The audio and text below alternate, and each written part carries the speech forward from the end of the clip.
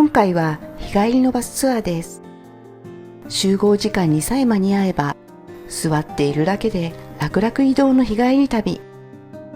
朝8時に新宿駅を出発し、中央フリーウェイをどんどん進み、山梨県に向かいます。右に見える競馬場、左はノーマーク。桃を食べながら芸術家気分になったり、お菓子を詰めながら頭を使ったり、美味しいビュッフェとラクレットチーズのランチ。強い日差しの中、バスは日本一晴れが多い町、明野へ。満開のひまわり畑で花に囲まれ、バスツアーならではのバタバタもありつつ、楽しい一日でした。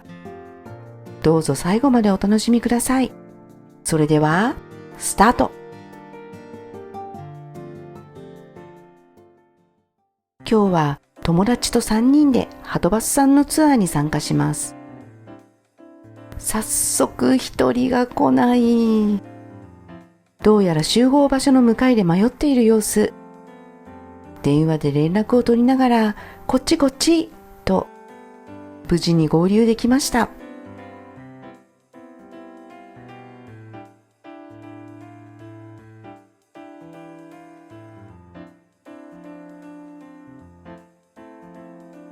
東京は雨模様、行き先の山梨県は晴れの予報なのですが、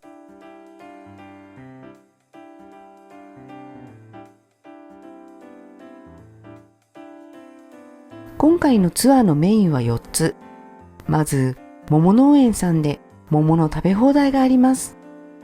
山梨県はフルーツ王国ですからね。楽しみです。その後は、桔梗屋さんで信玄餅の詰め放題。詰め放題と思ったのですが、調べてみたらすごく人気があるイベントのようです。そして、ランチはラクレットチーズ。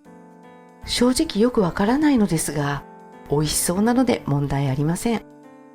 その後は30代の頃から行ってみたかったひまわり畑へ。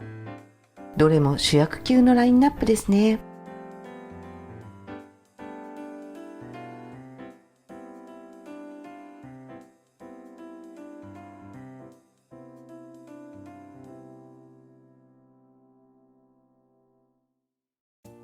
バスは中央道に入っていきます。中央道といえば中央フリーウェイです。ユーミンの名曲ですね。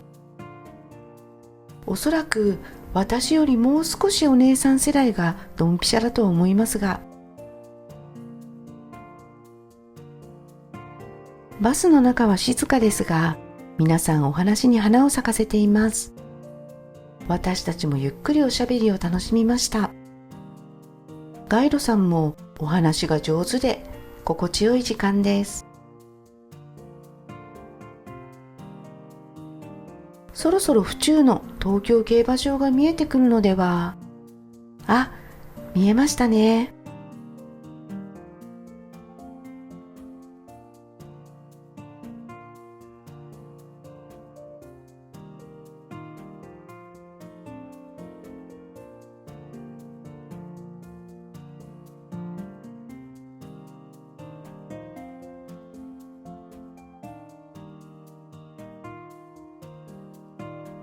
高尾山も見えるということでしたが、どれが高尾山かわかりませんでした。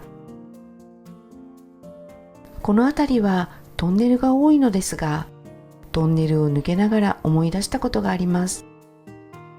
子供の頃、家族旅行でトンネルを通るときになぜかみんなでわっしょいわっしょいという習慣がありました。理由は全くわからないのですが、車の中で大声で合唱した覚えがあります。我が家だけの習慣ですかね。とにかく旅行中のトンネルは盛り上がりました。あ、藤野のラブレター発見。一瞬で終わってしまいました。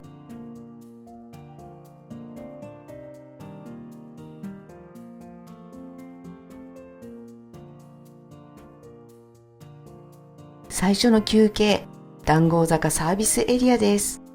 すっかり晴れましたね。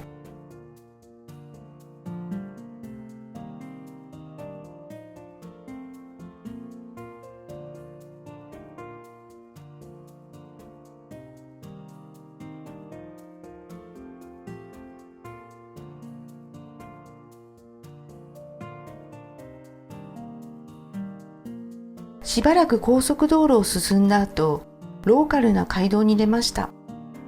ぶどう棚が続き、フルーツ王国山梨を物語っています。着きました。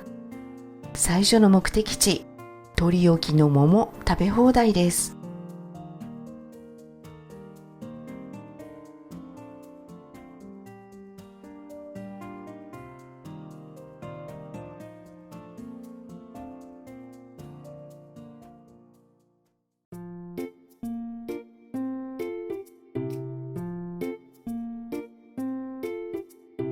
もう桃がお皿に並んでいますね。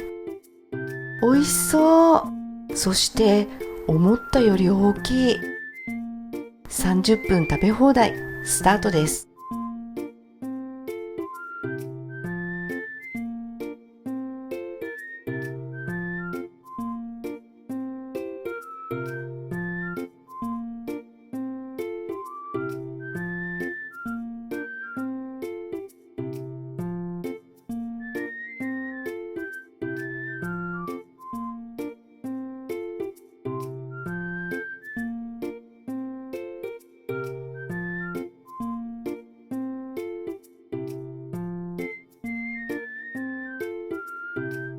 ジューシーで甘みがしっかりとあり、これこれという、桃ってこうだよねという美味しさ。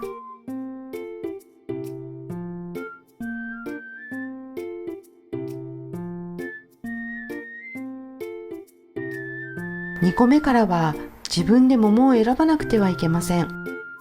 この中から美味しい桃を自分で選べるのかな。さっきも思ったのですが、この桃が並んでいるところ、まるでセザンヌの絵みたい。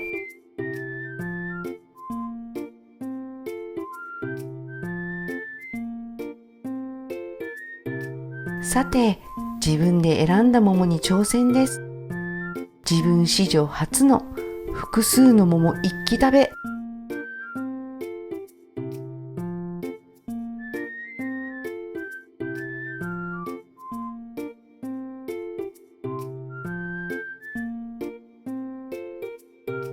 私は2個で十分。友達は3個ずつ。実は4個5個と言ってる方もいて、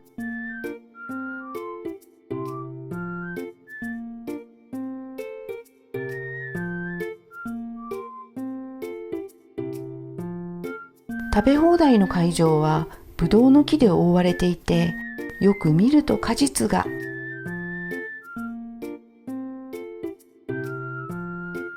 お土産もありましたが、持ち運びが心配で、ここでは何も買いませんでした。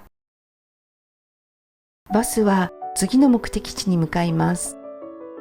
次は信玄餅の詰め放題です。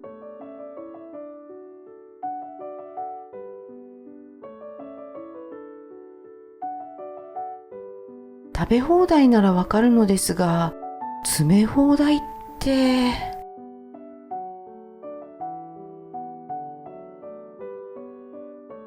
着きました。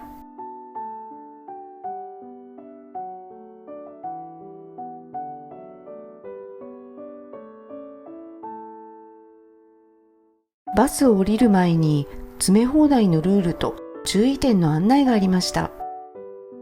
この詰め放題はとっても人気で、整理券を手に入れるのが結構大変なのだとか。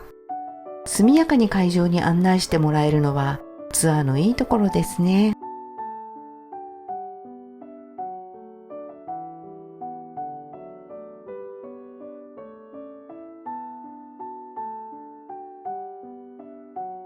最小数の8パックを受け取って、早速詰め放題開始です。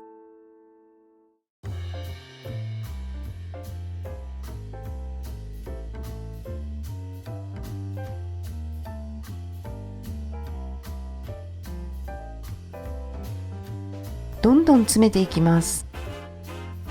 すごい。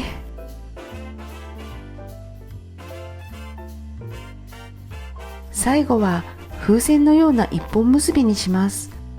これができないと失格なのです。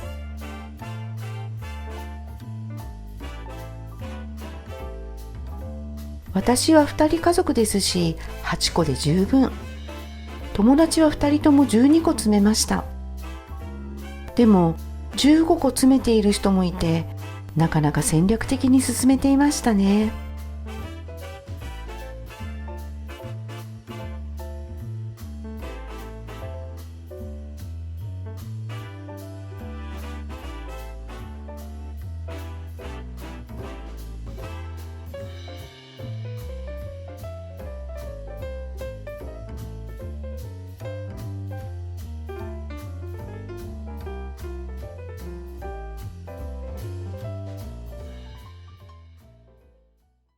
詰め放題の後は工場見学です。清潔な環境でキビキビ働く方々、こうやって作られるんだと知ると安心してお買い物できますね。信玄餅以外のお菓子もたくさんあって、友達が買った桔梗信玄棒を少しいただきました。カリカリドーナツみたいで美味しかったです。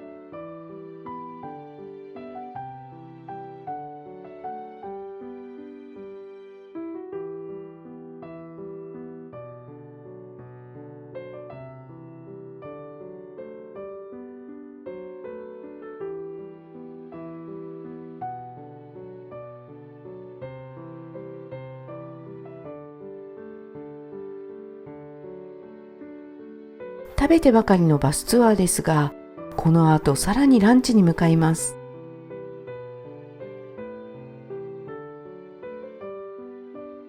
外は暑くてもバスの中は涼しい。暑い夏には特にバスツアーはありがたいですね。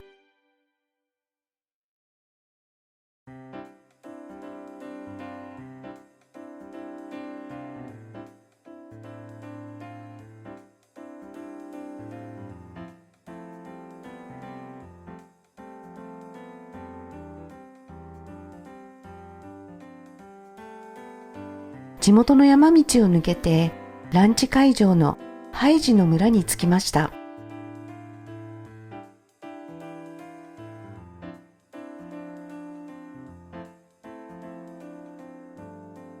ここはすごく広くて、地図もいただいたのですが、滞在は本当にランチのためだけって感じでした。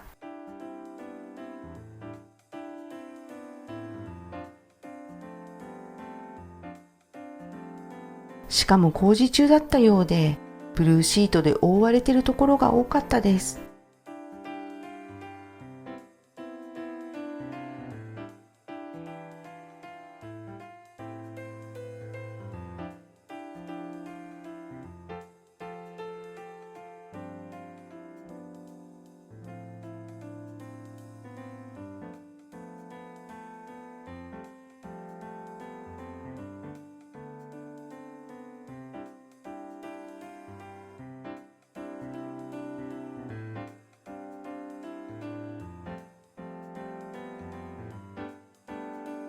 ラクレットは盛り付けまでに時間がかかるということなので、まずはビュッフェから行ってみましょう。ラクレットは初めてなので、どんな準備が必要かわからず、何も考えずビュッフェを盛り付けていたら、全く秩序のないお皿が出来上がりました。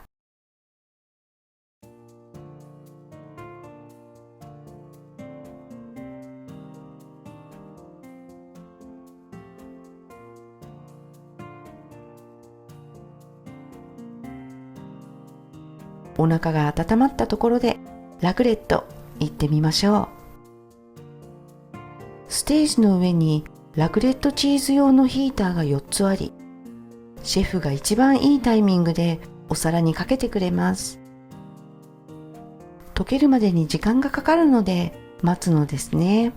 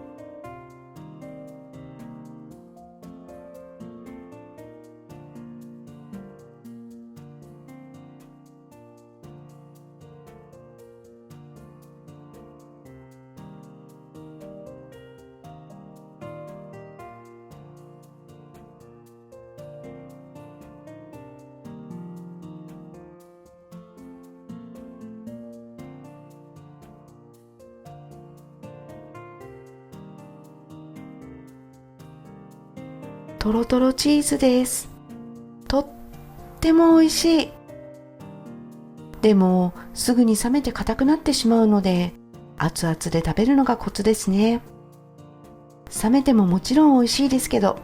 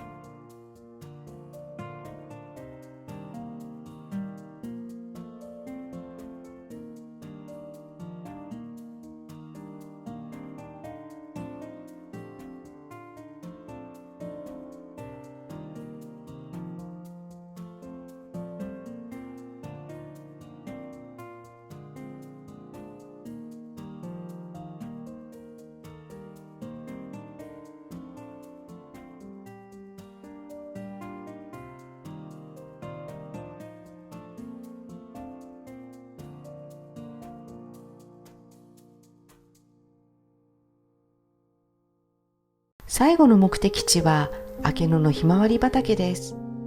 ハイジの村の目の前にあります。30代の頃、明野のひまわり畑の存在を知りましたが、車もないし、訪れる機会はありませんでした。今回のツアーで行けると知り、楽しみにしていました。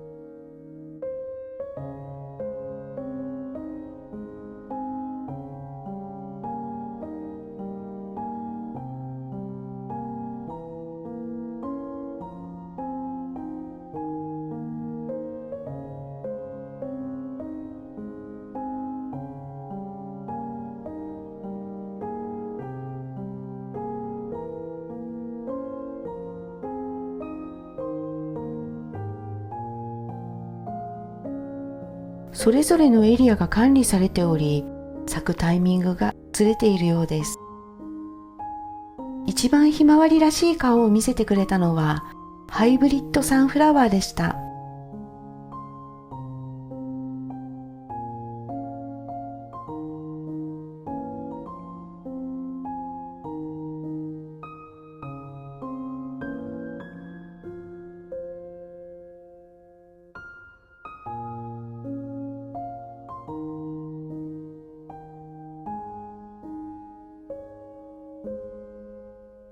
お隣の畑は一面のつぼみで、これからだんだんと咲いていくのでしょう。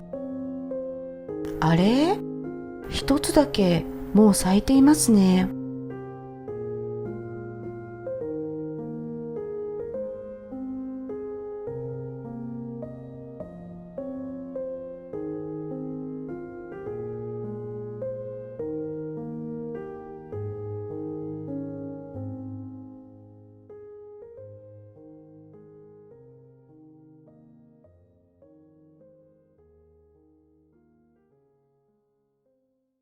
あっという間に時間が経ち、バスに戻る時間です。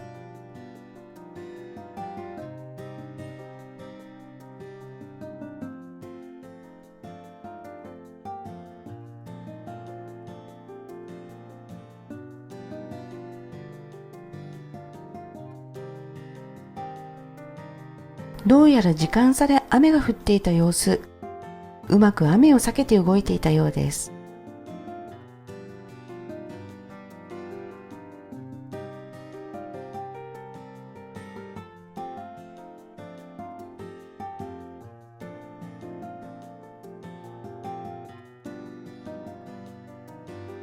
盛りだくさんの予定を終えて、バスは新宿を目指します。到着予定は17時ですが、軽い渋滞もあり遅れそうな予感。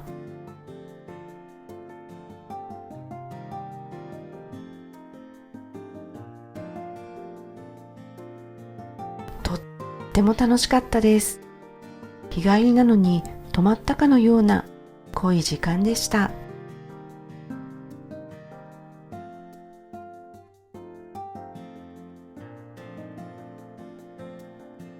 ひまわりは限られた時期にしか見られないので、今回はとバスさんに連れて行ってもらってよかったです。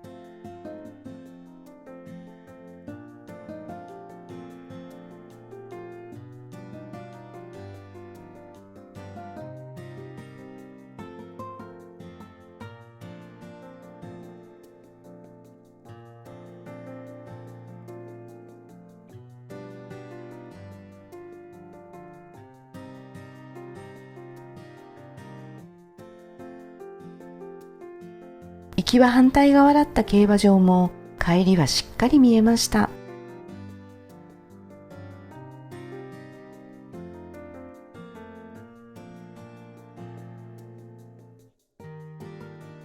バスは東京に近づいていきます。あの高層ビル街を見るとなぜか安心するという。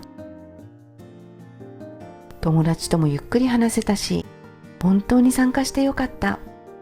楽しいことを一緒にするっていいですね。またバスツアー参加したいな。